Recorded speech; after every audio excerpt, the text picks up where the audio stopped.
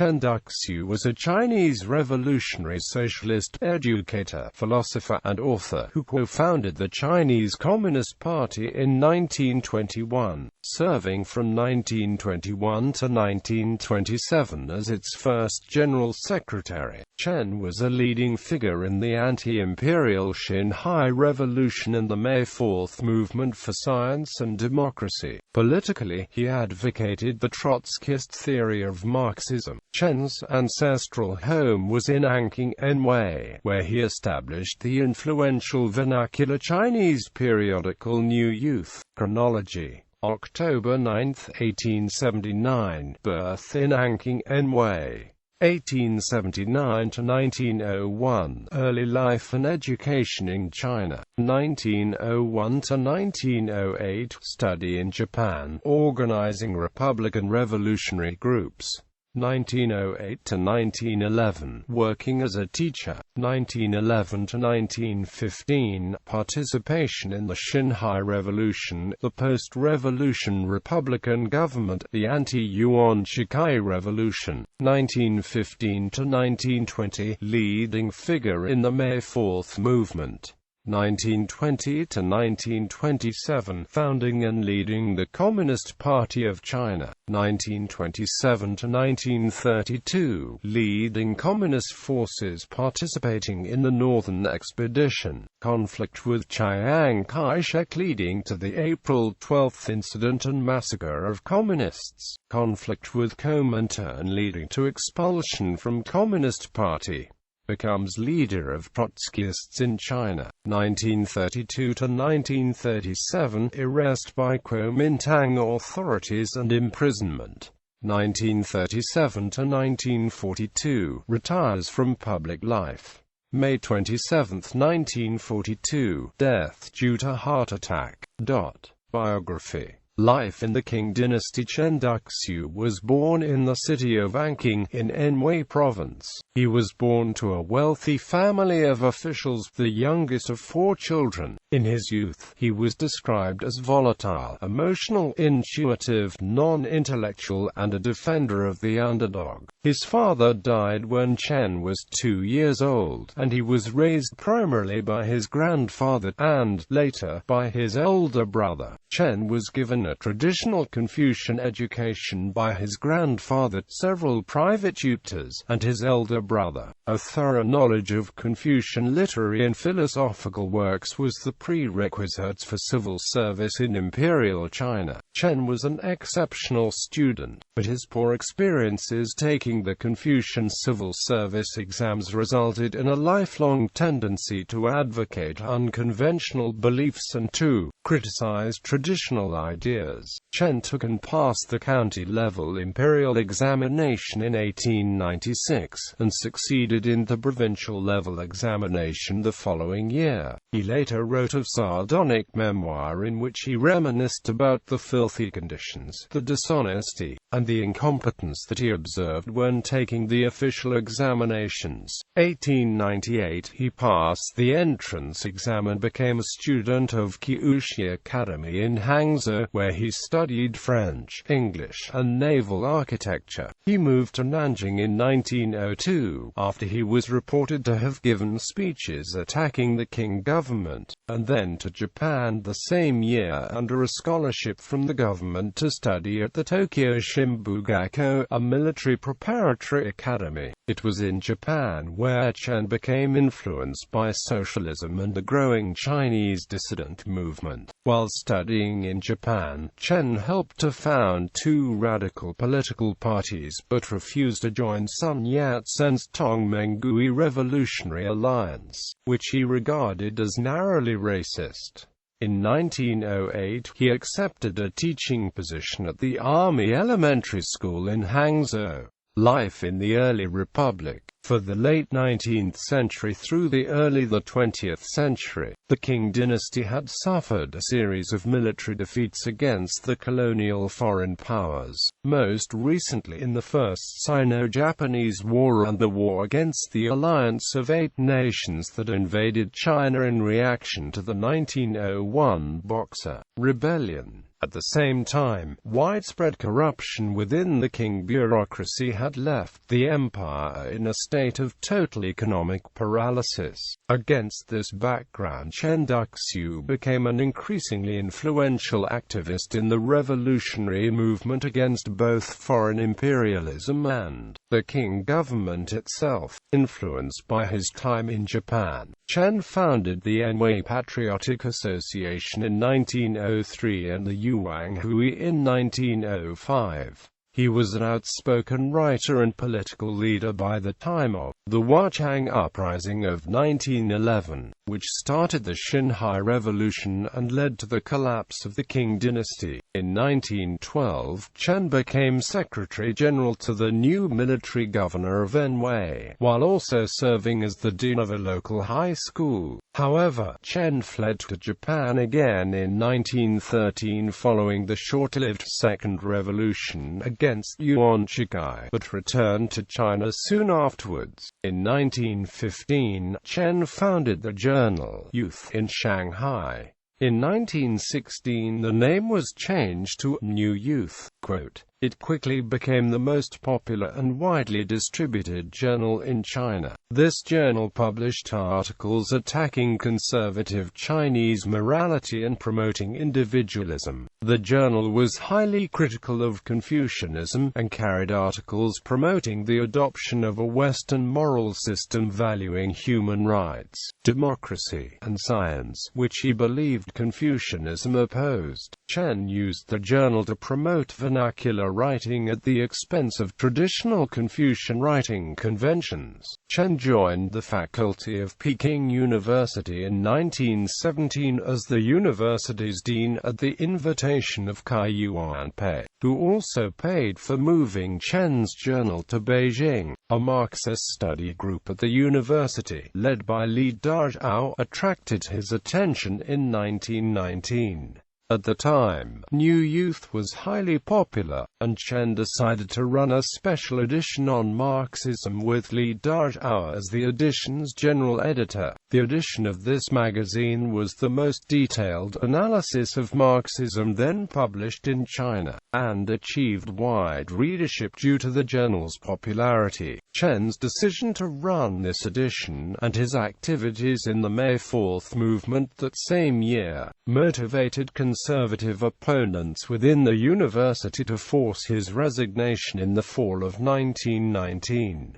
Around the time that he was forced out of Peking University, he was jailed for 3 months for distributing literature that Peking authorities considered inflammatory, demanding that all pro-Japanese ministers resign, and that the government guarantee freedom of speech and assembly. After his release, Chen moved to Shanghai and became more interested in Marxism and the promotion of rapid social change. His settlement in the French concession allowed him to pursue his intellectual and scholarly interests free from official persecution. Career within the Chinese Communist Party, founding the Chinese Communist Party. In 1921, Chen Duxiu, Li Dazhao and other prominent revolutionary leaders founded the Communist Party of China. It has been generally asserted that Chen, Li and the other Chinese radicals of the time formed the CPC out of diligent study of Marxist theories,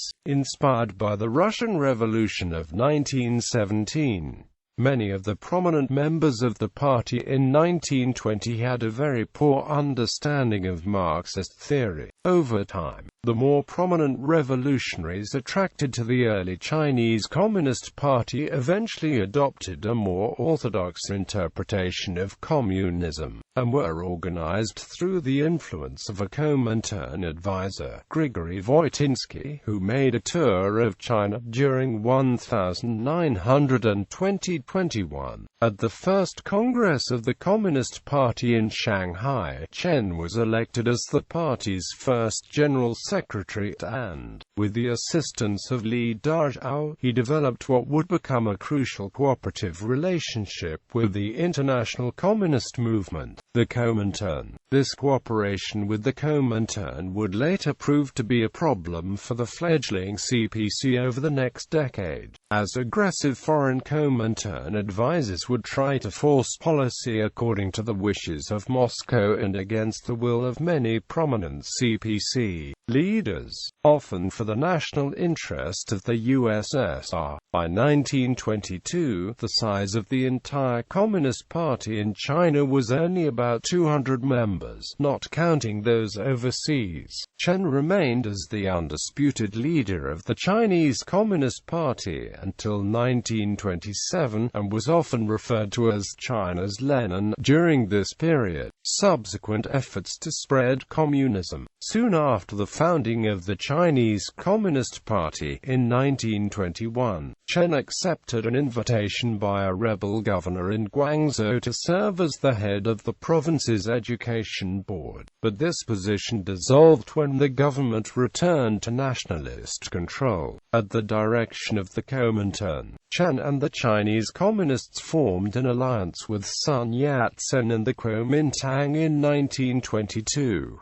Although Chen was not convinced of the utility of collaborating with the Kuomintang, he reluctantly carried out the Kuomintang's orders to do so. Pursuing collaboration with the Kuomintang, he was elected into the party's Central Committee in January 1924. In 1927, he and other high-ranking communists, including Mao Zedong and Mikhail Borodin, collaborated closely with Wang Jingvei's nationalist government in Wuhan, convincing Wang's regime to adopt various proto-communist policies. The Wuhan government's subsequent land reform policies were considered provocative enough to influence various KMT-aligned generals to attack Wang's regime. Suppressing it, Chen was forced to resign as General Secretary in 1927, due to his public dissatisfaction with the Kuomintang order to disarm during the April 12 incident, which had led to the deaths of thousands of communists, now known as the Shanghai Massacre of 1927, and because of his disagreement with the Kuomintang's new focus on peasant rebellions.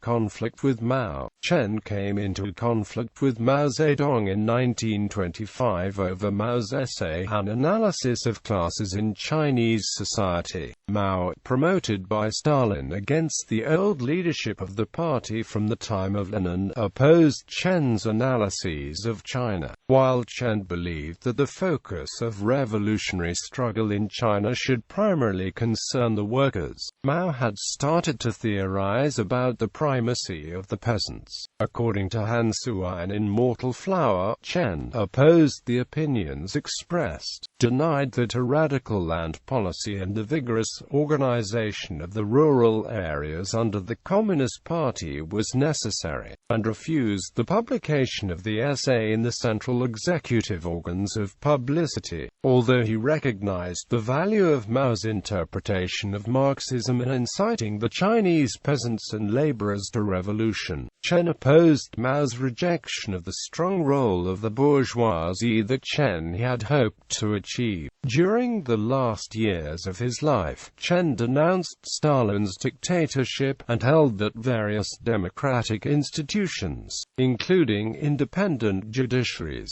opposition parties, a free press, and free elections, were important and valuable. Because of Chen's opposition to Mao's interpretation of communism, Mao believed that Chen was incapable of providing a robust historical materialist analysis of China. This dispute would eventually lead to the end of Chen and Mao's friendship and political association. Expelled by the party. After the collaboration between the Communist Party and the KMT fell apart in 1927, the Kuomintang blamed Chen, and systematically removed him from all positions of leadership.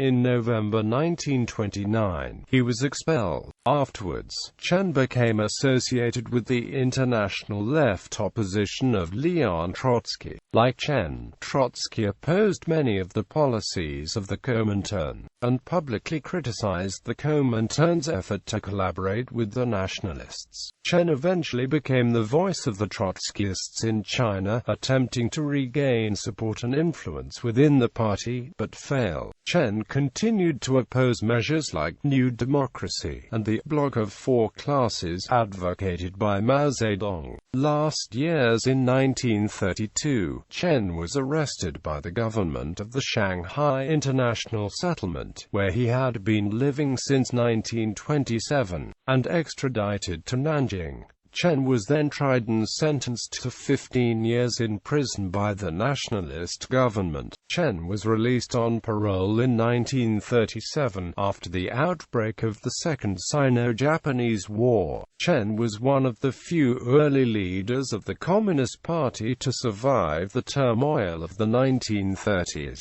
but he was never able to regain any influence within the party he had founded.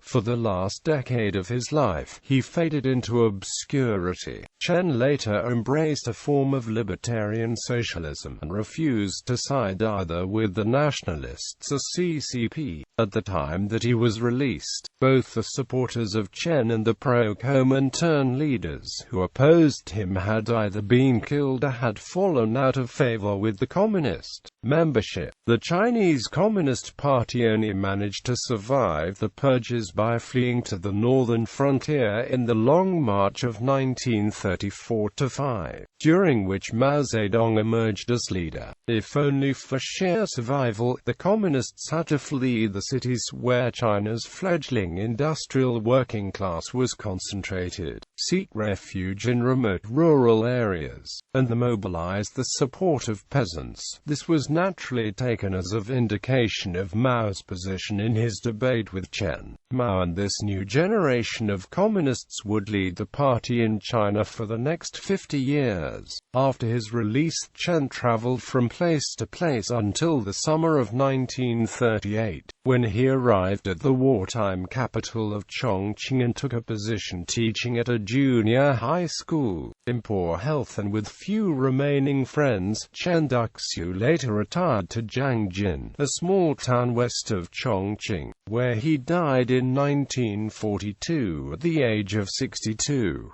Today, he is buried at his birthplace of Anqing. Legacy. After the founding of the PRC in 1949, Chen's example was used to warn Communist Party members not to deviate from party orthodoxy. In the 100 Flowers campaign, the example of Chen in collaborating with Wang Jingvei's Wuhan government, leading to the ostracism of his peers and the failure of communist policies at the time, was used by Peng Zhen as a warning never to forgive anti-Maoists. After Mao died in 1976, Hua Guofeng gave a speech praising Mao's suppression of right and left opportunist lines of the party as one of the late chairman's greatest achievements. Chen was the first person to be named as being correctly suppressed. Deng Xiaoping was the last. In 1951, Huqiu's 30 Years of the Chinese Communist Party was published and deemed by the party to be its authoritative history. In it, Chen was denounced as 1. Bourgeois democracy opportunist, 2. Right opportunist, 3. Right capitulationist, 4. Factionalist, 5. Anti-Soviet, 6. Anti-Comintern, 7. Anti-Party, 8. Counter-revolutionary, 9. Traitor to China, and 10.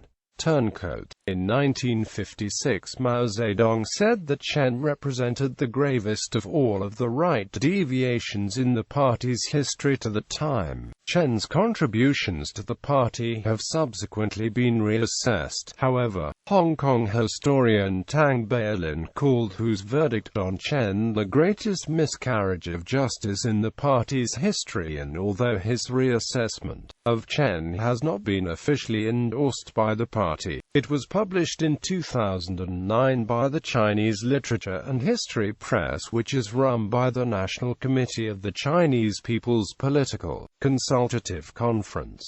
Intellectual Contributions and Disputes. Crisis with Kai-Yuan Pei. In the second edition of New Youth, Chen prepared to publish Kai-Yuan Pei's speech, The Speech on Freedom of Religion, along with an editorial interpreting its meaning and significance. Before its appearance in New Youth, Kai criticized Chen for misinterpreting this speech. Chen later admitted that the publication of my speech in New Youth included a number of mistakes. Fortunately, Kai did not become angry with Chen, and the publication was then amended before publishing Crisis with Hu Xi. This crisis was about the political stand of New Youth. Hu Xi insisted that New Youth should be politically neutral and the publication should be concerned with Chinese philosophy. Chen attacked his rationale by publishing Talking Politics in the 8th edition. Because Chen was invited by Chen Jiongming to be the education officer in Guangzhou in mid-December 1920, he decided to assign the publication to Mao Dun, who belonged to the Shanghai Communist Party. Hu Xi was dissatisfied with this responsibility, and the friendship and professional relationship ended. Later, Chen wrote to Hu Xi about his dissatisfaction with Hu's intimacy with many conservative faculty members of Peking University. Especially troubling to Chen was Hu's relationship with Liang Qichao, a supporter of the Du and Qi Rui government and their anti-New Wave ideology, which made Chen greatly dissatisfied.